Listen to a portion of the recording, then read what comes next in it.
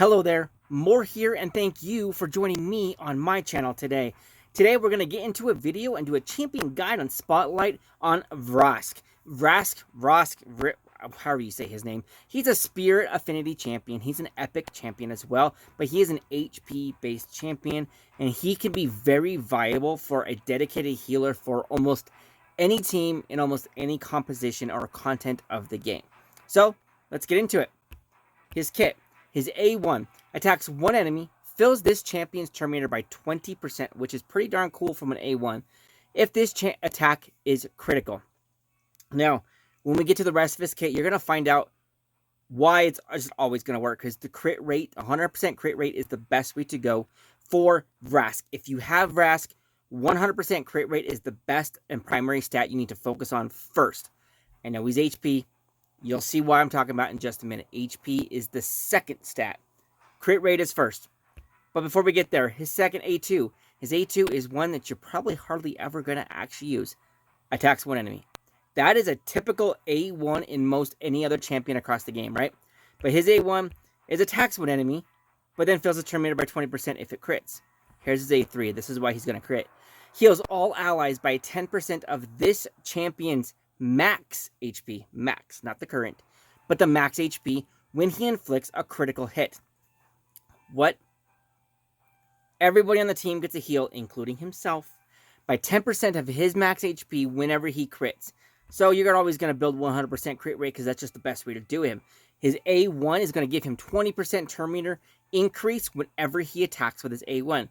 The nice thing about that is if you put him with a counterattack style team, or if he gets to counterattack for one reason or another, for any reason for that matter, he gets to go again, and therefore he gets to use his A1 again, and therefore he gets to heal again. His aura, what is his aura? Increases ally defense in dungeons by 33%. That's a boost. That's a big boost. That's a beefy boost on defense to anybody on the team. That's an entire buff. Some champions have a 30% increase on their buff. He's a 33% increase on the aura just because. It's going to happen. It's there. That's a nice buff right there. Pair that with his heal. It's pretty good. Now, my Vrask, he's only level 50. He's not maxed out. He's got room for improvement. So be mindful of that. Be aware of that. Plus, also, this is just the way I built him. Don't take my word for it. This is the only way to do it. This is the only way to do anything when I do any of my guides. Trust but verify, you guys. Trust but verify. So go out, find some other content creators, do their champion guides, watch their champion guides, and see how they built it, see how I built it, and see how then they determine how you want to build your Vrask. So, I did mine in Life and Immortal. I wanted to maximize my HP as much as I could after I got my crit rate squared away. My crit rate is still higher than it really needs to be. I'm at 114% crit rate, only 72% crit damage. I could probably switch some of that out and get some more crit damage on him if I wanted to go through min-maxing him. But, however, this Vrask is sitting on my account giveaway account, my secondary account that I'm going to be giving away. So I am not able to focus on min-maxing the champions on this account entirely too much. I need to focus on my main account and other things going on in real life before I can do that. But you can see his HP here, though, is 41,000 HP. So whenever he does a heal, he heals for about 4,000 HP per time. There is other people out there who have got some massive Vrasks. You can get Vrask HP easily up to a good 80, 90,000 HP, and he's doing 8 to 9,000. He's doing 8 to 9,000 HP heals per heal, and that is just massive heals. You can see the masteries I got on him, I went support and I went defense. I didn't go offense on him. I didn't really see much of a need. He's got 2 attacks, and that's it. Granted, those are both his only actual active skills, but they're both only one-hit skills. So I didn't really see too much of a need to go down the offense tree towards War Master or Giant Slayer. Giant Slayer would be out of the picture. Go towards War Master. You could do it there. I could definitely entertain an argument to go down the offense tree, and instead of going for War Master, go down towards Helm Smasher. Maybe it's Helm Smasher, right? It's the one because you increase attack crit damage. Right there. No, not Helm Smasher. No, you don't want Helm Smasher. You want this one right here. Flawless Execution. 20% increase of crit damage. Because you're going to build him with 100% crit damage, right? But However, where I was going with him was in this direction. I didn't necessarily want anything else on the support tree past where he is now. I didn't really want this cycle of magic. I can really care less if that his A2 cycles again. I want him doing his A1 all the time anyways. But there was nothing else in the support tree, the defense tree that I really wanted. Nothing else in the support tree I really could get. I don't want anything down below the support on the support tree really, because Everlasting Gifts, he doesn't have any buffs. Maybe the speed one in case he's the last one alive in an arena or something like that, which could be viable. You don't need Sniper because he has no debuffs. Where I was going with him in defense tree was the fact that I wanted Retribution, chance to counterattack, and I wanted Deterrence, another chance to a counterattack. Why? Because they maximize the use of his A1, which is the best skill he's got, because it gives him a 20% increase to his turn meter because he's going to crit, and it also gives a heal across the entire team. That is why I wanted him on the team. That's why I wanted to go down defense. I want to maximize the chance for him to counterattack. I was going to go down the support tree and do the T6, the max HP plus 3000 is where I was going with the support tree. So the next level is useless to me, but however, I did want 2 defense. So that's where I was going with his masteries. Real quick, let's get into a little bit of gameplay. We're going to take him into the Void Potion Keep right now just to show you just what he can actually do. Pair him up with some other people.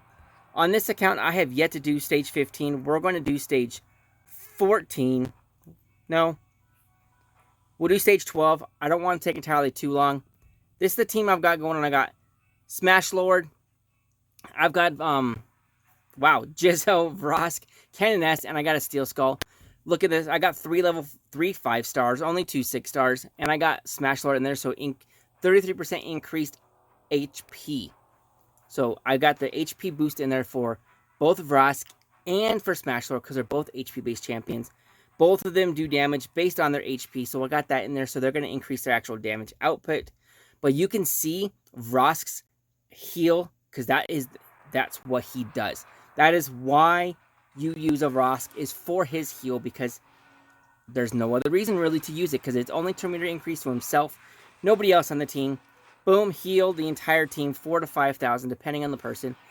It's going to change and fluctuate because of the champion's individual masteries. If they have a defense mastery that increases their ability to receive heals, then of course it's going to be a bigger heal than just Vrask's heal itself. He could probably be the only healer on here. I have Steel Skull as well. Steel Skull, he's very underdeveloped. He's not developed much at all. He is a secondary healer on this team because Vrask is the primary healer. He's going to do the most healing at the end. Smash has a pretty large heal as well, which will be very beneficial against the actual boss, which you'll see in just a second here because they're going to blow through this fairly quickly. As you can tell, my team is not attack-based. They're not DPS-based. These are all defense-style, beefy-style champions in general. Vrask is HP-based. Smash is HP-based. Canoness is defense-based. Jizzo is defense-based. And then you got a support, which is also just... There's no offensive-mindedly focused champions here. Remember, it's me. I love my defense champions. I love my tank champions. I love my support champions. So that's just the way I do things. That's just the way I build things in general. So here we go. We're at the boss now. You didn't see it too much because there wasn't a whole lot of poisons applied. When that boss starts applying a bunch of poisons, Smash will go and do his heal.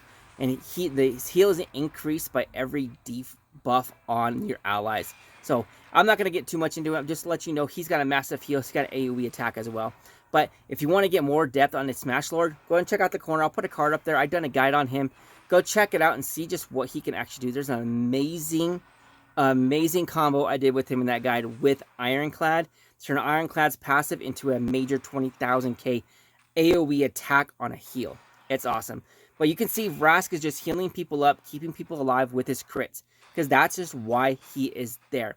Also, don't forget, you guys, before I get out of here, don't forget, this account is going to be the account that I'm going to be giving away. I'm going to do an account giveaway once we hit 2,000 subscribers. I'm level 59. I don't have crazy gear. Crazy champions. I got a couple legendaries. I got a decent amount of roster of epics. And this, if I can get into the vault here, I do have this here as well. So it's not the most stacked and best account in the game. If you want to get into it, I'll have a card up here. I've done a full account showcase of this account. So I want to let you know, remind you that this account is the one that's going to be given away when I do it at the end. So don't forget to subscribe if you haven't already. There's going to be a button right there. Makes it easy for you to take care of that. And I'll see you on the next video.